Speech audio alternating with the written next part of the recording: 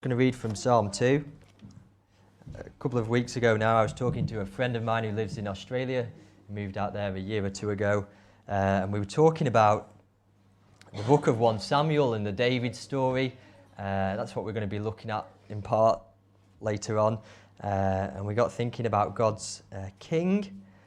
And Psalm 2 is all about God's king. God's king. So we're going to read Psalm 2 now because it's going to help us later as we look at 1 Samuel.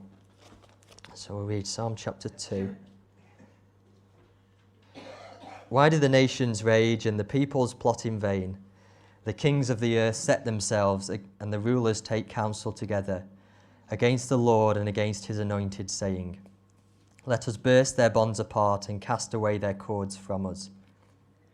He who sits in the heavens laughs, the Lord holds them in derision. Then he will speak to them in his wrath and terrify them in his fury, saying, As for me, I have set my king on Zion, my holy hill. I will tell of the decree. The Lord said to me, You are my son. Today I have begotten you.